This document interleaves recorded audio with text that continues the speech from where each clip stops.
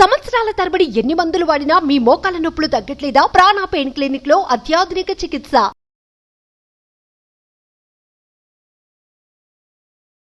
అందరికీ దసరా శుభాకాంక్షలు. నేను మీ న్యూట్రిషనిస్ట్ ఆశ్రిత.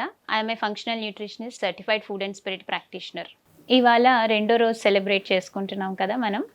సో ఈ రెండో రోజు సెలబ్రేషన్స్లో భాగంగా మనము ఫోకస్ చేయాల్సిన ఫుడ్ కలర్ ఏంటి అంటే orange colour. Orange colour fruits and vegetables తీసుకోవడం వల్ల మన female reproductive system, female and male reproductive system రెండూ కూడా బ్యాలెన్స్లో ఉంటాయి. సో ఇది చాలా వరకు మనకి స్టడీస్లో కూడా తెలిసింది ఏంటంటే ఫీమేల్స్లో ఉండే ఓవరీస్లోను యూట్రస్లోను ఆరెంజ్ కలర్ అంటే బీటా కెరోటిన్ రిసెప్టార్స్ చాలా బాగుంటాయటండి. సో ఎవరైతే ఇర్రెగ్యులర్ పీరియడ్స్ కానీ లేకపోతే ఇన్ఫెర్టిలిటీతో కానీ సఫర్ అవుతున్నారో వాళ్ళు బీటా కెరోటిన్ రిచ్ ఫుడ్ అంటే అవి ఎందులో ఉంటాయి?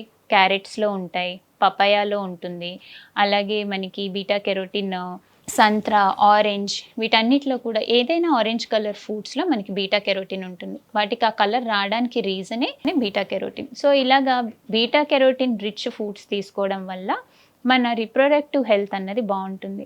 ఫైబ్రాయిడ్స్ కానీ సిస్ట్లు కానీ ఇలాంటివి ఉన్న వాళ్ళందరూ బీటా కెరోటిన్ రిచ్ ఫుడ్స్ తీసుకోవాలి.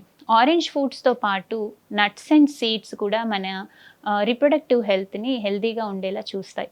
So pumpkin seeds, sesame seeds, flax seeds, sunflower seeds, స్పెసిఫిక్గా ఈ రెండో రోజు డైట్లో మీరు ఇలాంటి సీడ్స్ని కూడా ఇంక్లూడ్ చేసుకుంటే ఫీమేల్ రిప్రొడక్టివ్ హార్మోన్స్ అన్నీ కూడా బ్యాలెన్స్లో ఉంటాయి. ఫీమేల్ రిప్రొడక్టివ్ హార్మోన్సే కాదండి, మేల్ రిప్రొడక్టివ్ హార్మోన్స్ కూడా బ్యాలెన్స్లో ఉండాలి అంటే మనం ఆరెంజ్ కలర్ ఫ్రూట్స్ అండ్ వెజిటబుల్స్తో పాటు సీడ్స్ అండ్ నట్స్ తీసుకున్నా చాలా మంచిది. మన బాడీలో 7 చక్రాలు ఉంటాయి.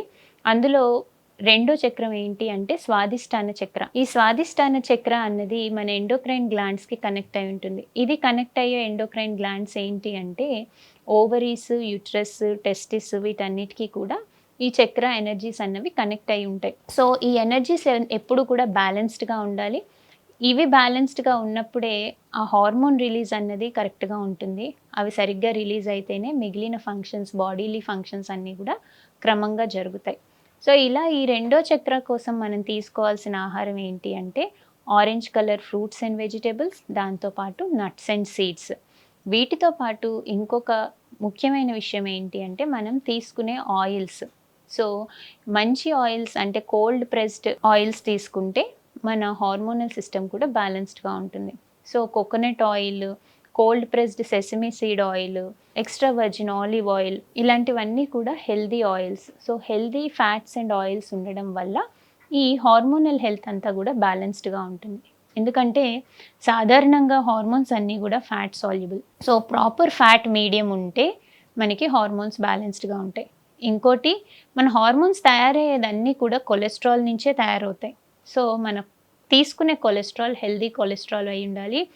అందులో నుంచే మనకి కార్టిసాల్ కానీ టెస్టెస్టెరాన్ కానీ, టెస్టెస్టెరాన్ నుంచే ఈస్ట్రోజన్ కానీ ప్రొడక్షన్ జరుగుతుంది. సో ఈ హార్మోన్స్ అన్ని ప్రొడక్షన్కి మూలాధారం ఏంటి అంటే ఫ్యాట్స్. సో మనం తీసుకునే ఫ్యాట్స్ హెల్దీ ఫ్యాట్స్ తీసుకుంటే హార్మోన్స్ కూడా బ్యాలెన్స్డ్గా ఉంటాయి.